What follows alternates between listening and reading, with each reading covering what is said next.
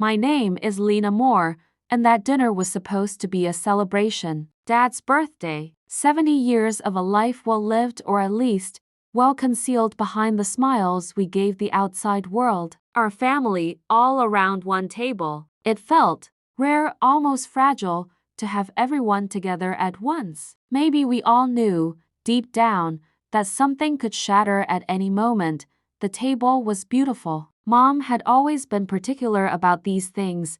Flowers perfectly arranged, candles flickering just so, plates gleaming in the soft yellow light, the clink of glasses, the hum of quiet conversations. For a moment, I let myself believe we were okay, happy, even normal. I glanced over at my sister, Alyssa. She looked radiant, laughing, the perfect picture of charm. Alyssa had always been the bright star in our family's sky, the center around whom the rest of us orbited. At least, that's how our parents had always treated her. She caught my eye, smiled politely, and looked away quickly, as if I wasn't worth more than a fleeting acknowledgement. Nothing unusual there. Across from her sat my father, basking in the attention. He loved these moments, these pauses in time where we all pretended our family wasn't cracked beneath the polished surface. And Mom, beside him, smiling quietly, her presence softer, subdued ever since the stroke 6 months ago. She didn't speak much anymore,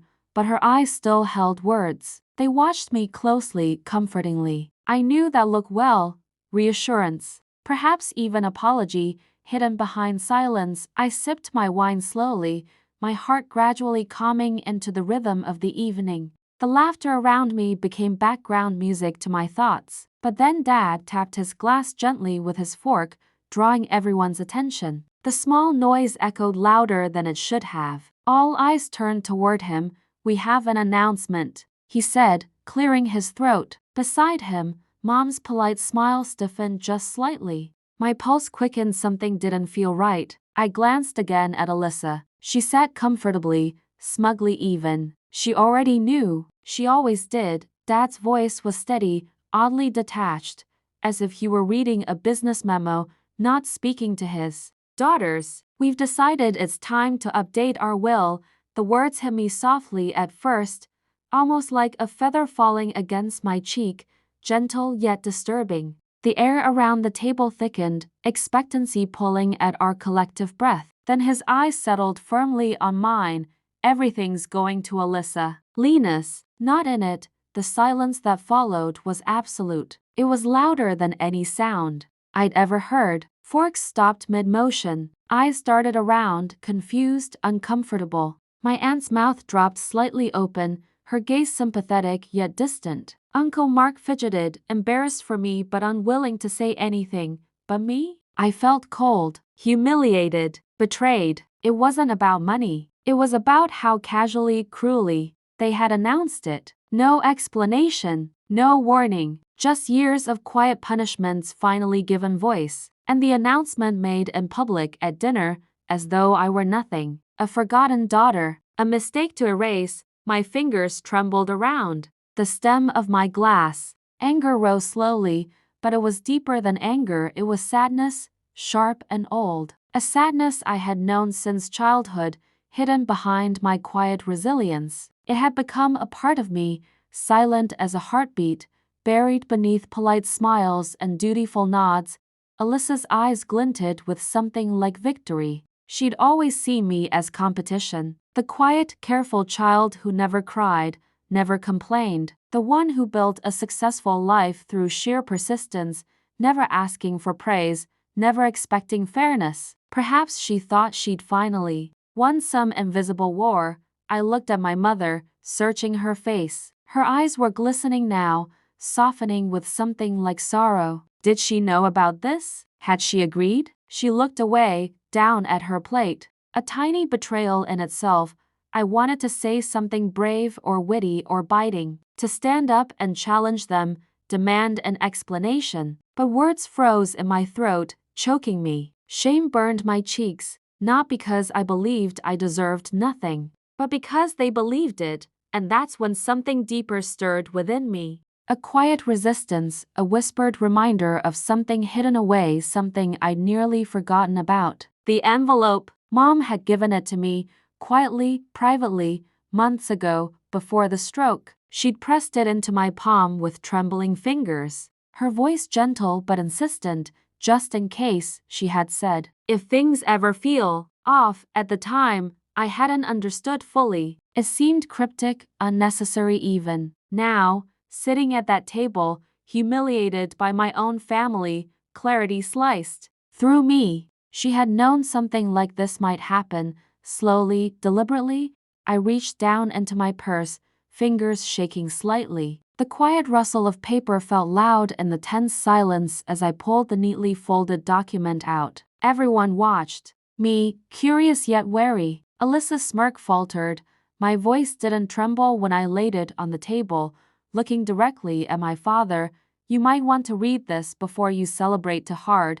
He hesitated, glanced at Mom, whose eyes had widened slightly in silent understanding. He unfolded the document carefully, scanning quickly, his expression shifting from confusion to shock, and finally, to a quiet fury, because in that will, Mom had left the house to me. The trust, the business shares, everything they'd tried so casually to strip away. T the bottom, a handwritten line, gentle yet powerful.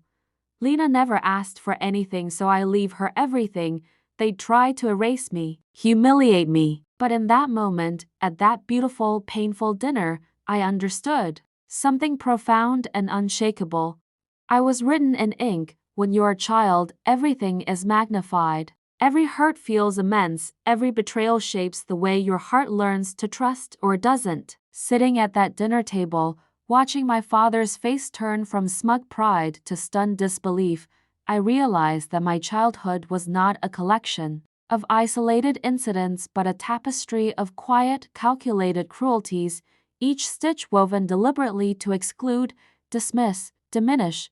Growing up, Alyssa had been the star of every family gathering, every birthday, every casual conversation. It was as if the spotlight naturally followed her, illuminating her effortless charm. I remained quietly in the shadows, watching, learning, becoming invisible. Sometimes I thought if I stayed silent enough, they'd forget to hurt me. Mom saw me, though. She always saw me. Her eyes often met mine across crowded rooms, offering gentle acknowledgement, but never quite daring enough to speak openly about it. She knew something was wrong, felt it in the subtle glances exchanged between my father and Alyssa, in the warmth they showered on each other but withheld from me. Yet, she never openly intervened. I used to wonder, why? Was it fear, complacency, or was it something deeper, something more painful she couldn't speak aloud? One afternoon, I was 9 years old, playing quietly by myself in the garden. Alyssa was inside, being praised loudly for another award or accomplishment, always something that glittered and drew attention. Mom came outside quietly, sitting beside me on the stone bench beneath the old oak tree. She didn't speak immediately. Instead, she reached out gently, smoothing my hair. Lena, she finally whispered, you are my quiet strength, you know that? I looked up at her, confused by the sudden confession. Her voice was heavy, burdened by something I couldn't fully understand. You don't always need applause, she continued softly. You see things clearly. Keep that strength safe. One day, it'll matter. I nodded, uncertain of what she meant, but her words settled deep inside me, like seeds planted carefully for a distant season. Mom wasn't always brave, but she saw things plainly. She understood her role was limited, that openly challenging my father's favoritism would only fracture our family more painfully. Throughout childhood, I watched as Alyssa received everything without asking. Praise for mediocre achievements, forgiveness for her missteps, endless patience for her whims. I never resented her openly, I simply didn't know how to. My resentment lived quietly inside, where it bloomed unseen. I learned early that the only thing worse than being mistreated was openly complaining about it, and so I built my life silently around this understanding. I would never beg. I would never ask for what should have been freely given: love, fairness, acknowledgement. Instead, I carefully crafted a world of quiet accomplishments, good grades earned privately, friendships forged discreetly, a career built on quiet dedication rather than public applause. Yet, those quiet successes only deepened the divide. The better I did, the quieter they became. My father's proud boasts at parties were always reserved for Alyssa. "She's going places," he'd say, slinging an arm around her shoulders, as though she had single-handedly won wars rather than merely existing comfortably in her privileged life. Meanwhile, my quiet victories were met with nods or silence, sometimes just a dismissive smile. They assumed my successes cost me nothing, unaware of the quiet battles fought daily within my own heart, the battle to feel worthy, visible, seen. As I grew older, the subtle punishments intensified. Small omissions from family plans, late invitations, forgotten birthdays remembered only at the last minute, gifts hastily chosen with little thought. Each slight cut deeper, reinforcing my isolation. Alyssa watched, eyes glittering knowingly, satisfied that the unspoken competition was firmly in her favor. Yet, even then, something stirred inside me, resilience, stubbornness perhaps. I told myself repeatedly, I didn't need their validation, their neglect wouldn't define me. But the truth is, neglect seeps deeply into your bones, making you question your very worth. 6 months before Mom's stroke, she called me over quietly. She was frail already, her eyes softer, more vulnerable than I'd ever seen them. "Lena," she began, hesitating slightly, "I need you to understand something. Families don't always love perfectly or fairly. But you deserved better." Her words sliced through the careful illusion I'd constructed. I'd spent years silently accepting unfairness, believing I was invisible. Yet here she was, acknowledging openly what had always been unspoken. She handed me the envelope carefully, her hands shaking gently with emotion. "This," she whispered urgently, "is to protect you, Lena. Promise me you'll use it if you ever need to." I held her gaze, silently nodding. I didn't ask questions. Somehow I understood. That small envelope was her quiet rebellion, her way of finally protecting the daughter she'd quietly loved but failed openly. Now, sitting at the table amid stunned silence, watching Dad's hands tremble as he realized his mistake, Mom's quiet defiance finally made sense. She'd anticipated this betrayal, the open cruelty hidden beneath polite family rituals. My childhood was never perfect. It wasn't even fair. But in that moment, I understood something powerful, something deeply empowering. Mom's quiet strength had found its home inside me. Her whispered words beneath that oak tree, her urgent plea with the envelope she'd always known. She'd always cared, silently, deeply, in ways neither Alyssa nor my father ever understood. They had tried to erase me, but I had grown silently beneath their gaze. Quiet resilience, nurtured by subtle pain, now blossomed into strength. They had thought I was invisible, but I was always there, quietly waiting, written in ink. The thing about betrayal, it rarely comes from strangers. Betrayal thrives in intimacy, in the quiet spaces between trust and deception. The person most capable of hurting you deeply is usually standing right beside you, wearing the smile you once believed was genuine. My sister Alyssa wore that smile effortlessly. Growing up, I admired it, envied it even. She knew exactly how to charm our parents, how to hold a room captive, turning family dinners into her private stage. And for years, I quietly let her take it, fading into the background, believing my silence was strength, believing it made me immune to deeper hurts. But betrayal is patient. It waits quietly, preparing its moment. I'd seen the triumphant gleam in Alyssa's eyes at the dinner table, the way her smirk curled just slightly, enough for only me to see the quiet mockery. She'd known exactly what was coming, and she'd chosen to watch the humiliation unfold, savoring it quietly. After Dad's announcement and the stunned silence that followed my reveal of Mom's original will, Alyssa's composure cracked just slightly, a tremor beneath her practiced elegance. "Alyssa," Dad muttered sharply, eyes shifting accusingly toward her, questioning silently whether she'd known the other will existed. The silent exchange confirmed my suspicion. She'd orchestrated this with him, quietly manipulating the strings, never anticipating the disruption of their carefully planned humiliation. Her eyes darkened for a brief moment, meeting mine in silent challenge. Anger flickered beneath her carefully maintained expression. She hadn't expected me to fight back, hadn't anticipated that beneath my quiet patience was resilience far stronger than she'd calculated, and yet, despite the anger simmering beneath her skin, there was no remorse. Alyssa didn't understand remorse because her victories were never truly questioned. In her world, fairness wasn't necessary, winning was all that mattered. I remembered clearly the first time I'd sensed Alyssa viewed me as competition rather than family. I was 16, working quietly in my room, surrounded by textbooks. Alyssa appeared in the doorway, arms folded, expression unreadable. "You know you don't always have to try so hard, Lena," she'd said, voice smooth and calm, almost kind. I looked up, confused. "What do you mean?" She'd smiled gently, an indulgent look that masked cruelty with perfect poise. "You push yourself too much. Mom and Dad already know who they're proud of." She hadn't said it harshly, hadn't raised her voice, but her quiet cruelty echoed for years afterward. Alyssa didn't shout or scream. Her weapons were soft, subtle, wielded with grace.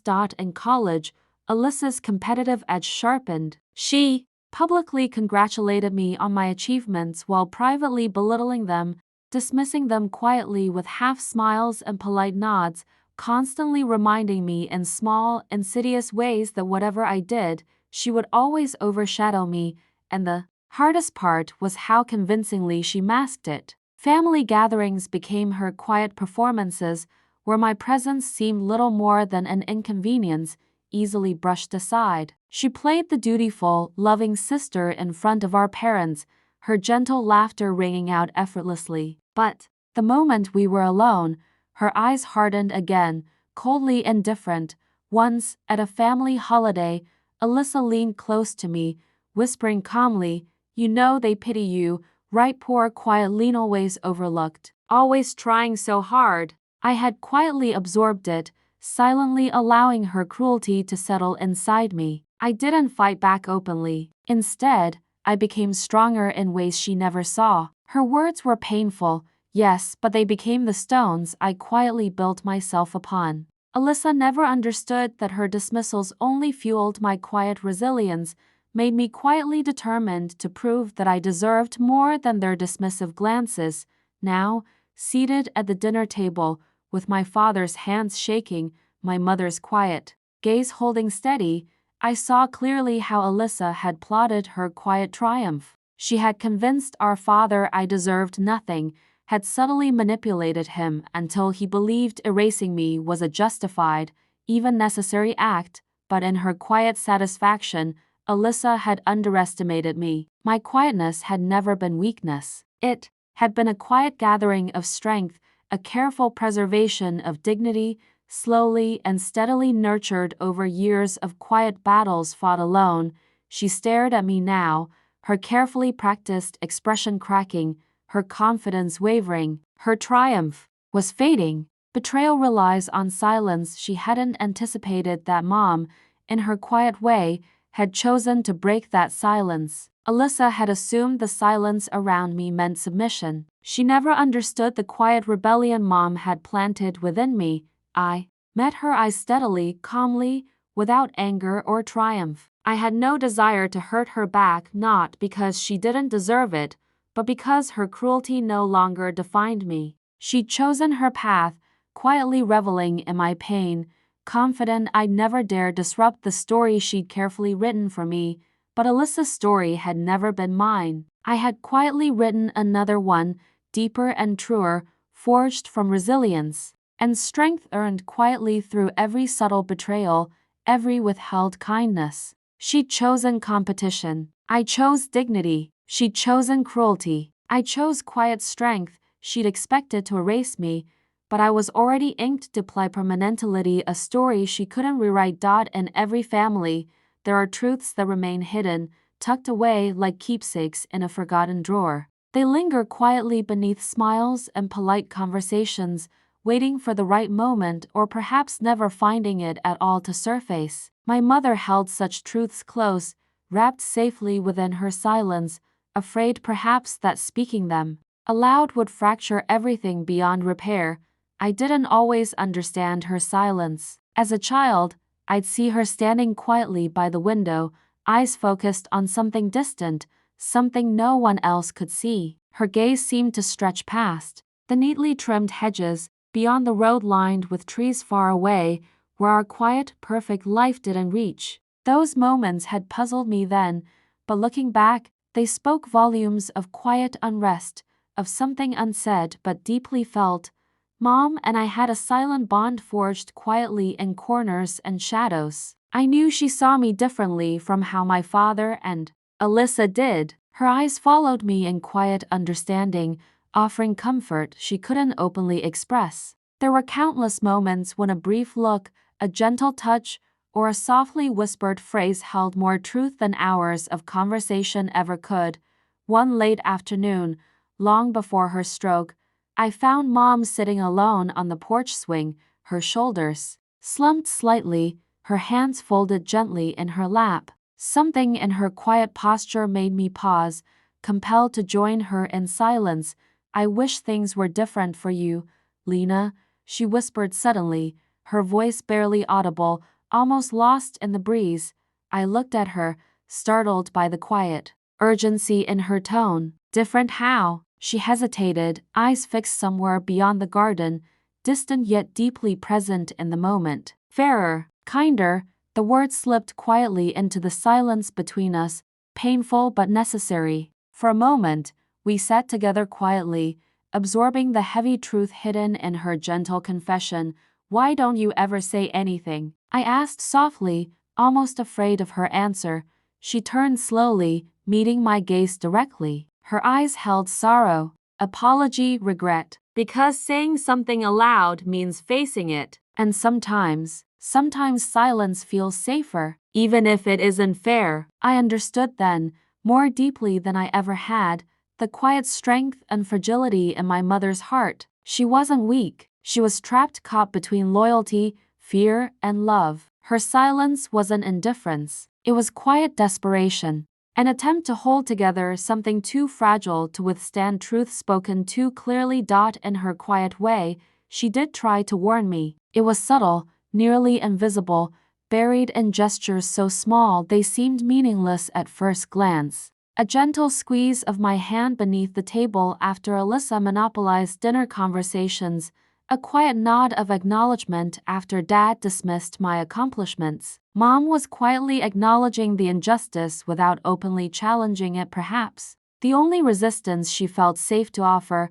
I think she hoped her quiet support would be enough. Maybe she imagined one day it would become clear to them that my quiet resilience would eventually shine brightly enough to illuminate the shadows they preferred to ignore. But they were blind to anything beyond their carefully constructed narrative. 6 months before the stroke, her urgency shifted. She summoned me quietly into her room, a faint tremor in her hands. She was sitting on the edge of her bed, frail yet determined, holding an envelope carefully, almost reverently. Take this, Lena, she said quietly, pressing it into my hands. Her voice was thick with emotion, her eyes glistening softly. Please, I stared at it, unsure. What is it? Her eyes searched mine deeply, as if trying to convey everything she'd never dared speak aloud. A safety net, a truth they can't erase. Her words sent a chill through me, yet they felt oddly comforting. She knew something was coming. She knew their subtle punishments would escalate into something tangible, something openly cruel. Why now? I asked, sensing urgency beneath her quiet calm. Because I'm running out of time, she whispered, voice breaking softly. And because you've been quiet too long. The moment haunted me long afterward. How she quietly handed me a weapon she couldn't wield herself, entrusting me with a truth she'd hidden carefully for years. I took the envelope and hid it away, unsure if I'd ever need it, but somehow knowing its importance would one day become painfully clear. When she suffered the stroke shortly afterward, unable to speak clearly anymore, our bond was reduced again to silent looks and gentle touches. But those small gestures spoke louder than ever. Her quiet eyes held messages of regret, of pride, of love so deep it ached. Now, at this dinner table, amid the shattered pieces of our family illusion, I felt Mom's quiet truths rising powerfully to the surface. She had known this day might come, that my father and Alyssa might openly erase me from their narrative. She had seen clearly the cruelty hidden beneath quiet smiles, the injustice buried beneath polished manners. As I watched my father's expression darken, his eyes flickering between betrayal and anger, I felt Mom's quiet presence beside me. Her truths had finally surfaced, undeniable, quietly powerful in their revelation. She had quietly prepared me, knowing that someday I'd need more than silent strength. I'd need the truth written clearly, unerasably. And there, seated across from Alyssa and Dad, I finally understood Mom's silence fully. It had never been indifference. It was quiet rebellion, subtle defiance woven carefully into small gestures, gentle words, and finally, an envelope quietly entrusted to me, a document that spoke louder than her voice ever could. Mom's quiet strength had always been hidden beneath a veil of silence, but tonight, as I watched them confront the truths she'd left behind, I realized something profound. Sometimes the most powerful truths are whispered quietly, waiting patiently until they can no longer be denied. They tried to silence us both, but Mom had quietly ensured that our truth was written clearly, powerfully, and permanently. They tried to erase me, but she had quietly, courageously, made sure I was inked forever. Sometimes a life-altering moment isn't loud or dramatic. It doesn't burst through the door demanding attention. Instead, it slips in quietly, barely noticed, settling softly into the background. It waits patiently until one day you look back and realize that small moment changed everything. That's how it was when my mother gave me the envelope. At the time, it didn't feel momentous, just slightly odd, confusing in its urgency, yet so quiet that I nearly overlooked its significance. But now, sitting at this shattered dinner table, surrounded by the wreckage of years of quiet betrayals, that tiny moment became vividly, painfully clear. It had been a rainy afternoon, just 6 months before the stroke. The house was hushed, wrapped in a gloomy sort of peace, the rain tapping softly on the windows. Mom had called me into her study, a place she rarely used, a room that always felt solemn and off-limits, its quietness almost sacred. I entered quietly, hesitant at first. Mom sat behind her desk, something she rarely did. Her posture was straight, tense, as if holding herself together required careful concentration. "Come sit, Lena," she said softly, motioning gently to the chair across from her. Her eyes were dark with emotion, heavy with something she struggled silently to bear. "Is everything okay?" I asked quietly, feeling my heartbeat quicken in response to the urgency radiating from her. She hesitated, fingers tracing absent-mindedly across a small stack of papers. Finally, she lifted her gaze to meet mine, her eyes gentle but filled with quiet desperation. "I don't know how much time I have left," she began softly. Her voice quivered slightly, but her resolve strengthened quickly, steadying her words. "And I need you to have something important." Just in case, my throat tightened with confusion and a quiet fear. "Mom, what are you saying?" She reached carefully into the drawer beside her, producing a small, neatly folded envelope. It was unremarkable, plain, ordinary, but she handled it gently, as if it held great weight. "You've always been strong, Lena," she whispered softly, passing it carefully across the desk to me. "Even quietly, in your own way. But strength doesn't mean enduring every hurt silently." I took the envelope, its weight insignificant, yet the moment carried a profound heaviness. "What is this?" I asked, my voice barely audible, fearful of breaking the quiet tension between us. "A truth," she said softly, her voice trembling gently, like something fragile balancing precariously on the edge. And perhaps someday, a shield. She watched me closely, her expression raw and open in a way she rarely allowed. Promise me you'll keep this safe. Don't open it yet. But if things ever feel off, if you ever feel completely alone, open it. I stared down at the envelope, confusion mixing quietly with anxiety. Why won't you tell me what it is? Because sometimes truths need to be revealed quietly, in their own time, she murmured. And because I don't want you burdened yet. Her voice carried such quiet conviction that I didn't question her further. I tucked the envelope carefully into my bag, a little baffled but deeply moved by her quiet trust. Days passed, weeks, even. Life resumed its quiet, familiar pattern. Yet the envelope lingered silently at the back of my mind, occasionally surfacing in moments of quiet introspection. Mom never mentioned it again, as though it had never happened, returning once more to her usual quiet composure.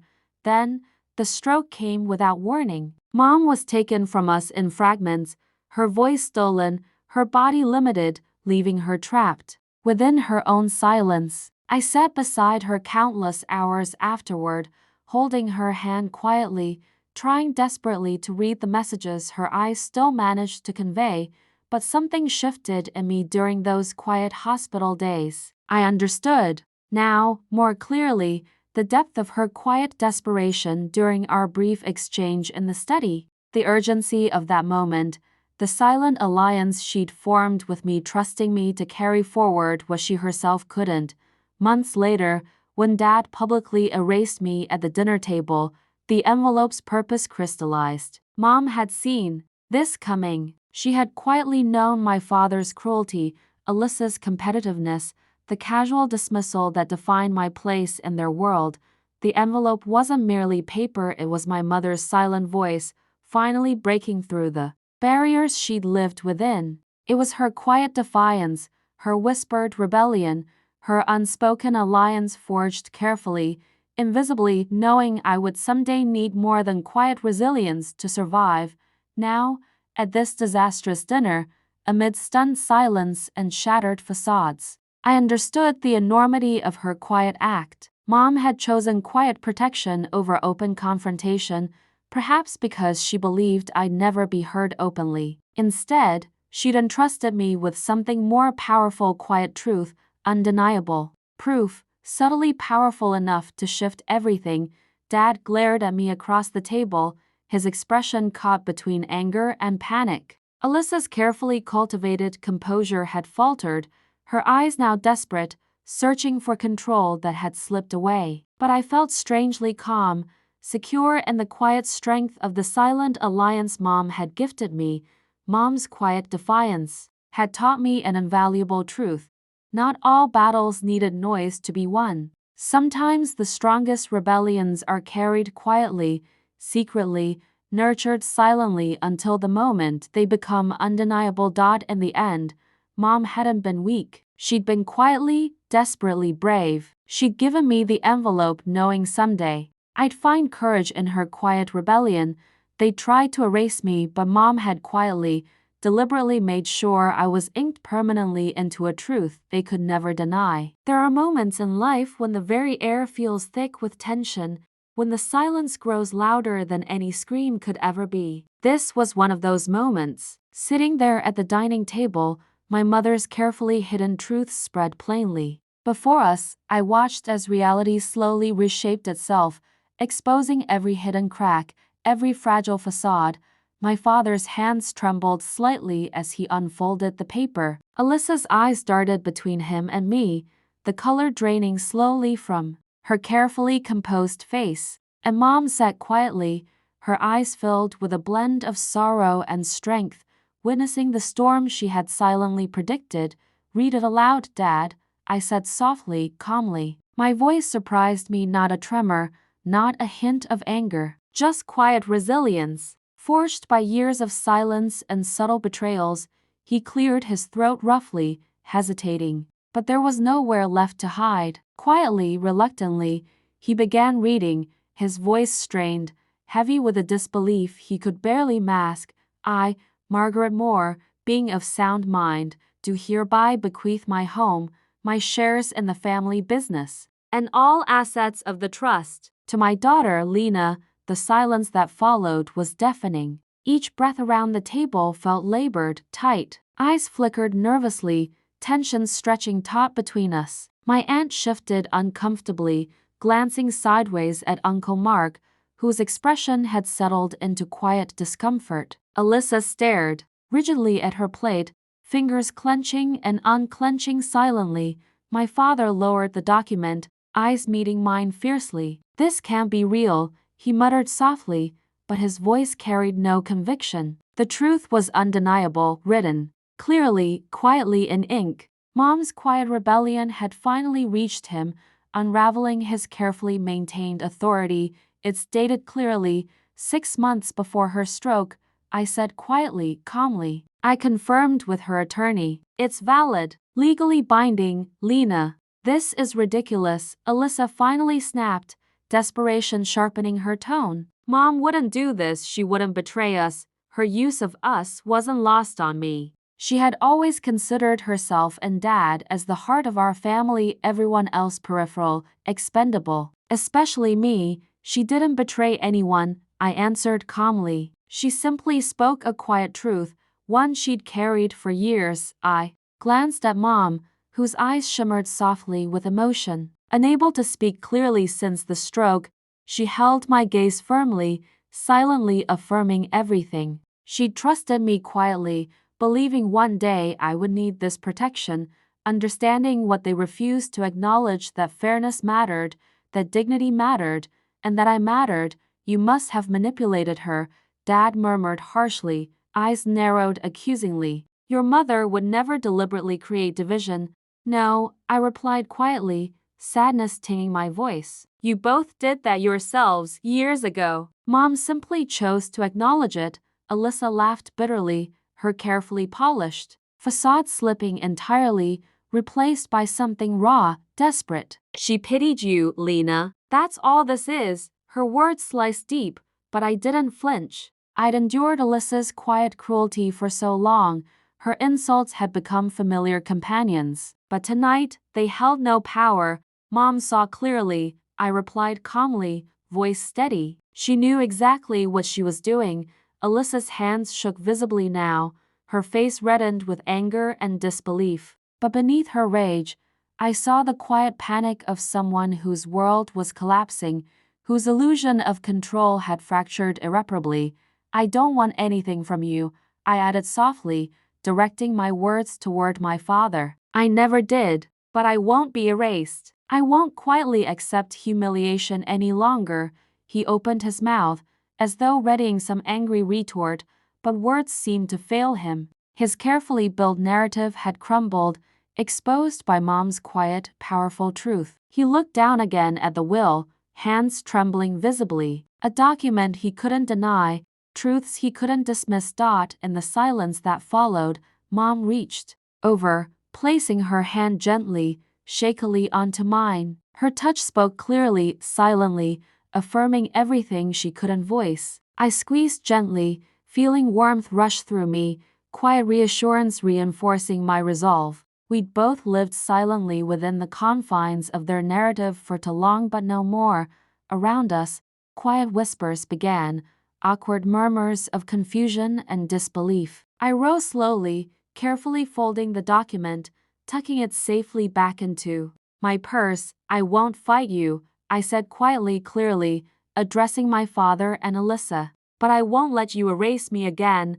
I stood, moving quietly toward the door. Behind me, silence lingered, heavy and thick with unspoken regrets, unacknowledged pain. But I no longer felt their weight. In its place was quiet empowerment, strength earned patiently over years of enduring subtle punishments, silent cruelty.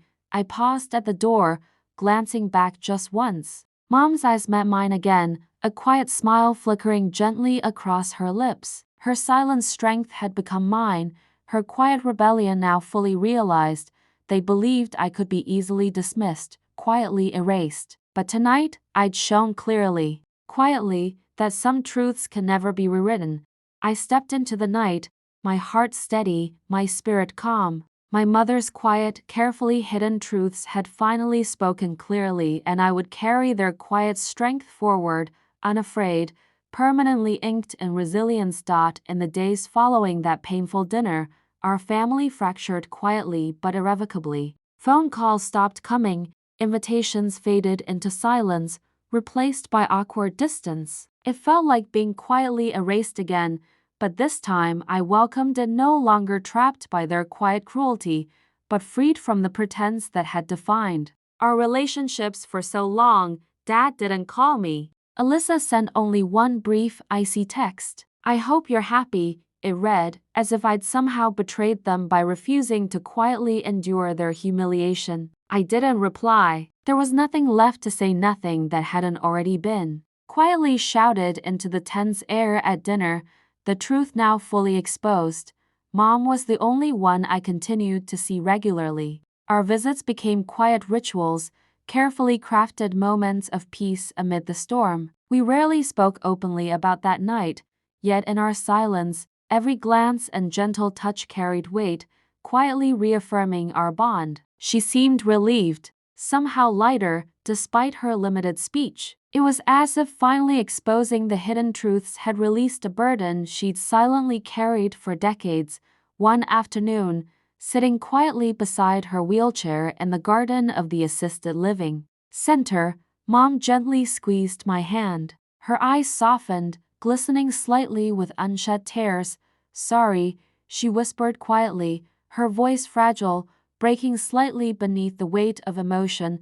My heart twisted painfully, understanding exactly what she meant. "You don't need to apologize," I replied softly, my voice steady, gentle. "You did everything you could." She shook her head slightly, frustration shadowing her quiet gaze. Her words came slowly, painstakingly formed. "Should have spoken. Protected you sooner." I leaned close, gently resting my forehead against hers. "You did protect me, Mom. You gave me exactly what I needed, your quiet strength." She breathed softly, tears sliding gently down her cheeks, their warmth mingling quietly with mine. Our shared silence spoke clearly, louder than words ever could, acknowledging pain, forgiveness, gratitude.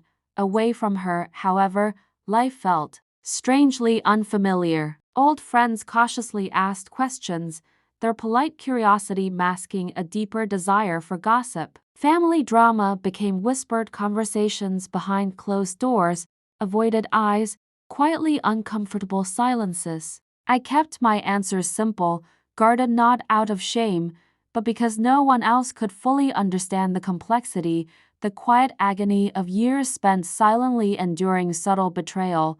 One evening, as I quietly sorted through boxes of family photographs in the house Mom had left me, my phone rang sharply, breaking the silence. Dad's name lit the screen. I hesitated, breath catching softly. Eventually, I answered.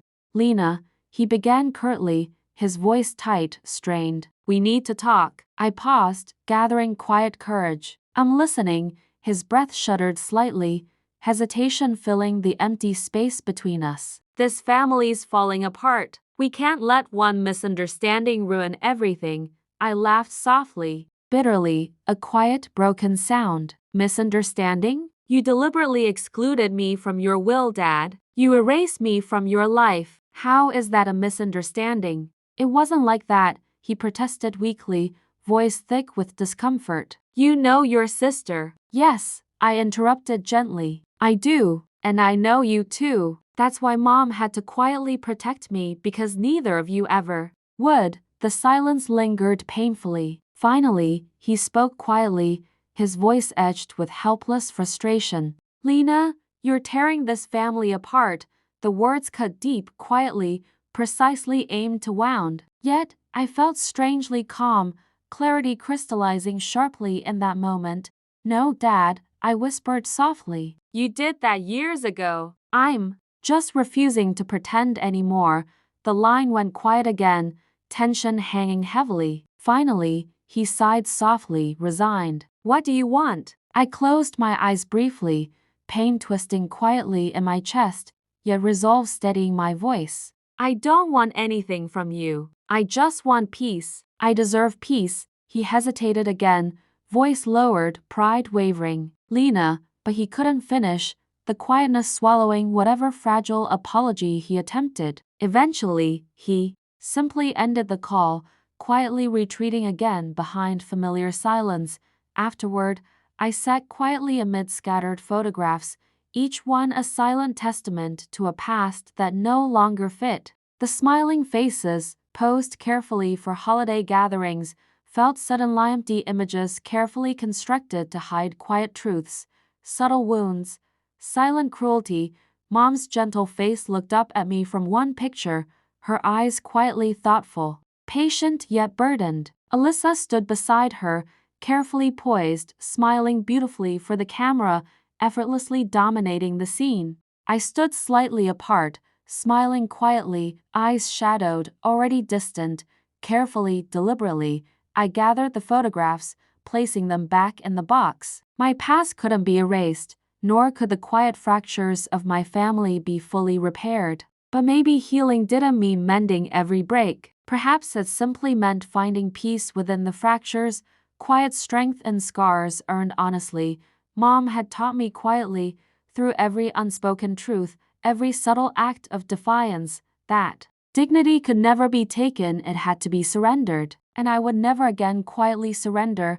They had tried to erase me, but I stood quietly, resiliently whole. My family had fractured quietly, painfully, but within those quiet fractures, I had finally found myself. I had become erasable, written firmly, permanently, quietly in ink.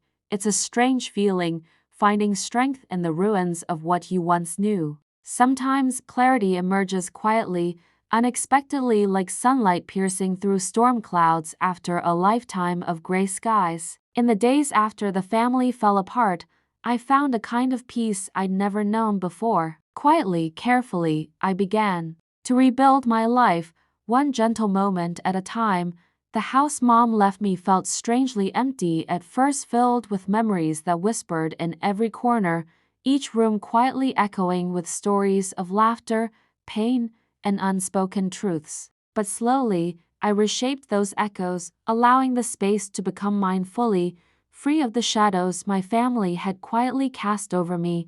I visited Mom often, her quiet presence a grounding force amid the lingering tension. Each meeting felt deeply comforting, our bond stronger now that truth had quietly cleared away the haze. Words were still limited, her speech slow and deliberate, but in the silence between sentences, our connection grew deeper, richer, quietly meaningful. You happy? She asked softly one afternoon, eyes searching my face gently.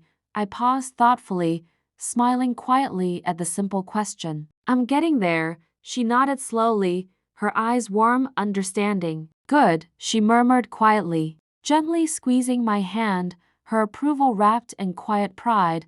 Outside the care home, however, Alyssa lingered persistently, quietly inserting herself wherever she could. Her phone calls came at odd hours, her voice carefully measured, always just shy of an apology, always masking deeper intentions. Lena, we're family, she whispered urgently during one of those calls, desperation threaded quietly into her words. You're hurting everyone by isolating yourself.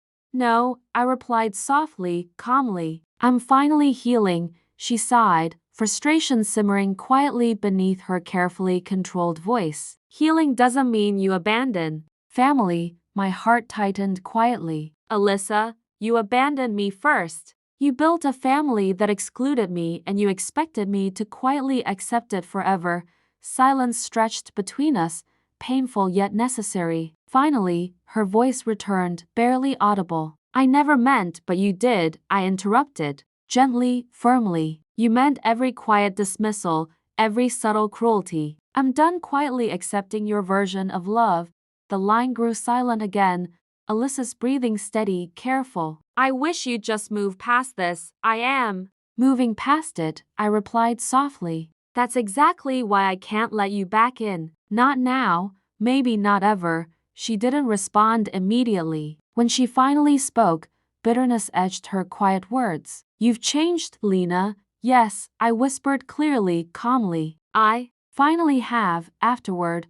Quiet clarity settled deeply within me. Alyssa's carefully crafted manipulations no longer reached me. Her quiet venom, once painfully effective, now slipped harmlessly past me, powerless, unexpectedly.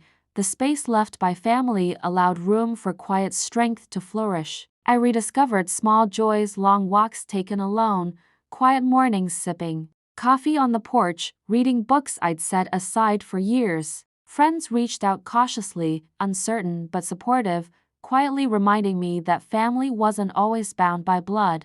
One evening, a friend came over, bringing laughter and warmth into my home again. As we sat quietly together on the porch, beneath a twilight sky streaked softly with lavender and gold, she turned gently toward me. "Do you miss them?" she asked quietly, tentatively. I considered her question carefully, heart quietly weighing truths I'd finally faced fully. "Sometimes," I admitted softly, honestly. "But I don't miss who I was when I was with them." She nodded gently, understanding without needing more explanation. Quietly, we watched stars emerge one by one, tiny points of light breaking through darkness, silently beautiful. It felt symbolic, powerful, the quiet empowerment of simply existing, healing, and becoming whole again. In those quiet, solitary moments, I understood clearly that empowerment wasn't about loud victories or public confrontations. True empowerment came quietly, gently, nurtured through tiny choices, small defiant acts of dignity, quiet moments when you refused to surrender your worth. Mom's strength, given quietly, had become my own. Her quiet rebellion had taught me resilience, showed me that dignity was never about validation from others, it was about silently claiming it for yourself. Day after day, moment after moment, weeks turned quietly into months, each passing day, affirming my newfound clarity. My father's attempts to reconnect became sporadic, fading slowly into quiet resignation. Alyssa eventually retreated, understanding finally that her power over me was lost, quietly dissipating like mist beneath the morning sun. I stood quietly, firmly rooted in this new life. Mom had given me the strength to rewrite my story quietly, defiantly, with resilience and quiet confidence. I learned not to fear the quiet solitude. It wasn't emptiness, but room to finally breathe. One afternoon, sitting quietly beside Mom again, I gently took her hand, smiling softly into her eyes. "I think I finally understand what you meant all those years ago," I whispered quietly. She squeezed my fingers gently, eyes shining with quiet pride, love, unspoken gratitude. "You were always strong," she said softly, carefully, her voice fragile yet clear. "I just reminded you." I felt warmth flood my heart, tears quietly spilling over, washing away years of quiet hurt. Mom had quietly, lovingly taught me that strength wasn't about never breaking, it was about quietly, consistently rebuilding yourself, piece by piece. They'd tried to erase me, but instead, I'd quietly, powerfully reclaimed myself. Empowerment had found me quietly, unexpectedly, gently leading me toward a future no one else could define. I was finally, quietly, undeniably, written in ink. Life sometimes hands you a moment where you realize you're no longer fighting to be seen, heard, or understood. Instead, you're simply living quietly, authentically, unburdened by the expectations or rejections of those who once defined you. Months pass quietly, gently smoothing the sharp edges of betrayal, replacing bitter memories with moments of quiet peace. Mom remained my anchor, her presence steady and reassuring, her eyes quietly affirming each small step I took toward reclaiming my life. I hadn't seen Alyssa or my father since that dinner. Occasionally, their absence stung, a quiet ache in my heart, but each day without them reminded me of something profound. I had always survived without their validation. Now, finally, I was thriving, yet life has a way of testing us again just when we begin to feel truly strong. One afternoon, Alyssa appeared unexpectedly at my doorstep. Her appearance was perfectly put together, yet beneath her polished exterior, something had shifted. Her eyes were softer, quieter, touched with genuine uncertainty. "Lena," she began hesitantly, her voice careful yet strangely vulnerable. "Can we talk?" I paused, quietly considering. Eventually, I stepped aside, allowing her entrance. We sat quietly in the living room, the air thick with tension, yet, for once, Alyssa seemed genuinely uncomfortable, uncertain, stripped of her familiar power. "I've missed you," she finally admitted softly, words laced with quiet regret. I held her gaze steadily, feeling the gentle power in my own quiet calm. "I've missed having a sister too," I replied gently. "But we weren't ever really sisters, were we?" She looked away, eyes clouded quietly with shame. "I didn't understand. I thought you thought I'd quietly accept whatever you and Dad decided was my place," I interrupted softly. "But Mom showed me something different." Her eyes lifted, quietly searching my face. "I don't expect forgiveness. I need you to know I'm sorry. Truly sorry." I watched her carefully. Alyssa rarely apologized, and never without hidden intent. Yet this felt quietly real, raw, unguarded. "I appreciate that," I finally said softly. "But apology alone can't undo everything." She nodded gently, understanding. "I know. I'm not expecting us to fix everything. I needed you to hear it." We sat quietly, the silence between us not quite comfortable, yet not hostile either. Something subtle had shifted, a quiet acknowledgement that perhaps our wounds were too deep to fully mend, yet healing could begin, quietly, cautiously. Eventually, she stood, moving quietly toward the door. Turning briefly, she hesitated again. "Dad misses you, even though he won't admit it. He's just too proud." I smiled softly, sadness quietly coloring my words. "I've learned to live without him, Alyssa. Without both of you. It's not about pride, it's about peace." She nodded, quietly accepting this truth. She left gently, closing the door behind her, the quiet click sounding faintly symbolic closure, perhaps, to years of silent rivalry, quiet competition, subtle pain. That evening, I visited Mom again, quietly, recounting Alyssa's unexpected apology. Her eyes held quiet approval, pride mingling gently with relief. "Forgiveness for yourself," she whispered quietly, carefully forming each word. "That's enough." I squeezed her hand softly, understanding her wisdom fully. Forgiveness wasn't about them, it was about releasing myself quietly from the burden of anger, resentment, expectations never met. It was quietly choosing peace over pain. Weeks slipped by quietly. The visits with Mom remained gentle touchstones of strength. Life moved quietly forward, moments of joy quietly unfolding in ordinary things, like tending the garden Mom loved, reading peacefully beneath the trees, evenings filled quietly with friends who truly knew me. Then, one day, a letter arrived. My father's handwriting was unmistakable, each line carefully written, the quiet restraint palpable. "Lena," it began quietly, "I've always struggled to express myself. I realize now how deeply I failed you, how much pain I caused. I don't expect forgiveness, but please know this.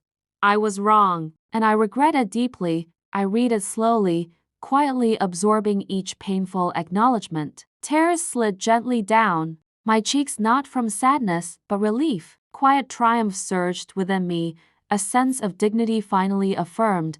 Later, sitting quietly beside Mom, I gently shared the letter. Her eyes glistened softly, her quiet smile full of pride, relief, unspoken gratitude. She squeezed my hand, silently affirming my quiet victory. "You always knew, didn't you?" I whispered softly. She nodded gently, eyes filled with quiet love, unspoken truths now fully acknowledged. "Always believed in you." I leaned close, resting my head gently against hers, quiet tears flowing freely, washing away the final shadows. We sat in silence, a quiet triumph shared between us, built upon strength, resilience, quiet courage.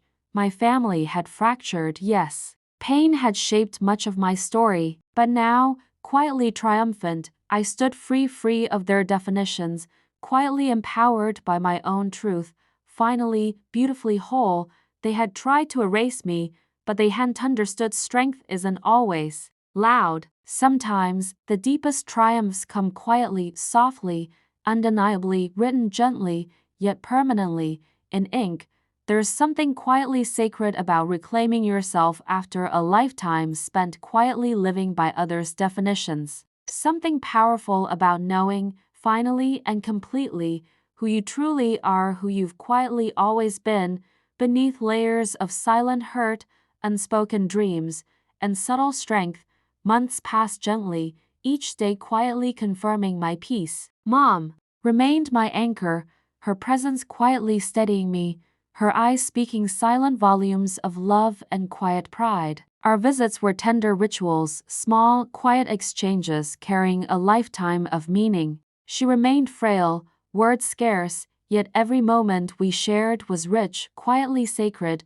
The house she left me became fully mine, no longer haunted by shadows of old pain. I quietly filled it with live flowers on the windowsills, paintings carefully chosen, warmth where cold memories once lingered. I tended her garden, each bloom feeling like a quiet nod of approval from her, small affirmations of life growing gently, defiantly, from the earth. One quiet evening, sitting peacefully on the porch, I watched the sunset spill softly across the horizon, amber, rose, gentle shades of lavender blending quietly into dusk. A car pulled into the driveway. Alyssa stepped out, cautious but calm, eyes gentler than I'd ever seen them. Dad stepped out behind her, quietly uncertain. I waited calmly, my heart steady, no longer anxious or fearful. They approached quietly, almost hesitantly, and we stood together in gentle silence, words quietly waiting their turn.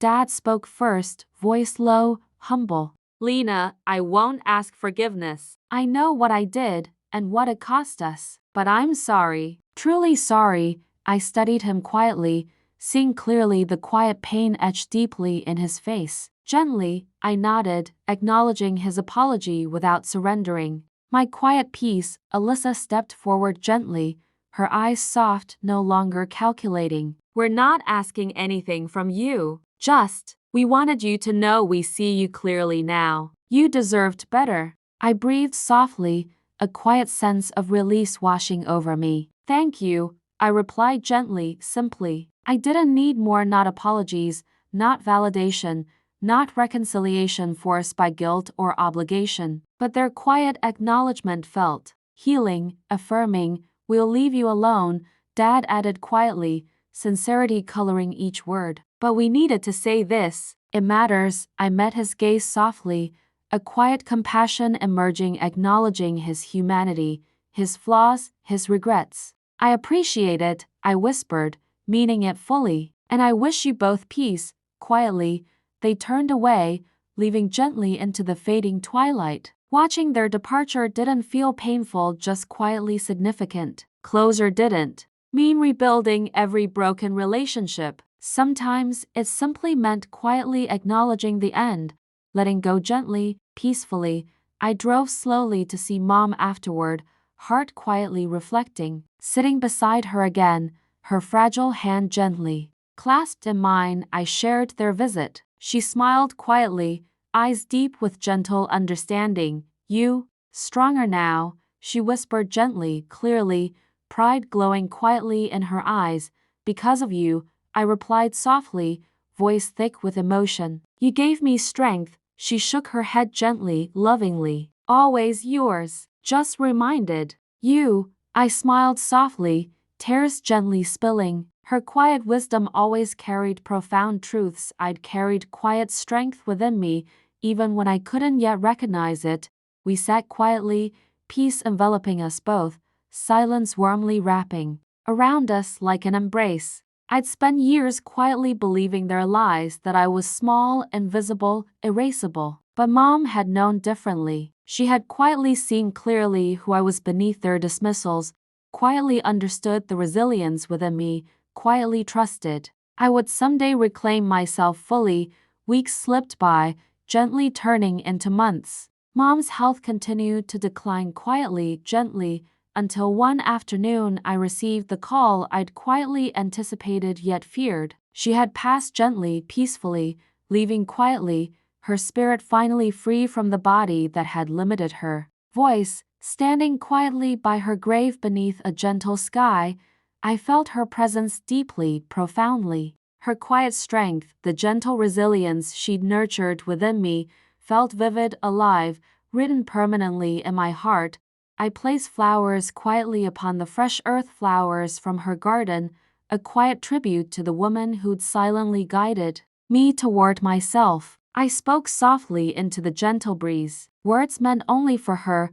"I'll live fully, Mom," I whispered gently. "You taught me how." I returned quietly home, the house now deeply peaceful, Mom's memory wrapped gently around every corner, her presence written softly yet permanently within me. My family story had been complicated, marked by quiet pain, betrayal, subtle cruelties. Yet, within the quiet fractures, I'd found something powerful myself, clearly, gently, triumphantly whole. They tried to erase me, but their efforts had quietly shaped my strength, my resilience, my quiet defiance. Mom had known all along, had quietly ensured that when their cruelty became undeniable, I'd have the strength to reclaim myself fully. I understood now, clearly, profoundly, that my story was mine alone. They'd once held power, quietly defining my worth, but no more. Now, my truth spoke quietly, powerfully, undeniably, words written gently yet permanently, inked deeply into the story of my life. They believed I was erasable, but instead, I'd quietly emerged stronger, clearer, written forever in resilience, courage, quiet triumph.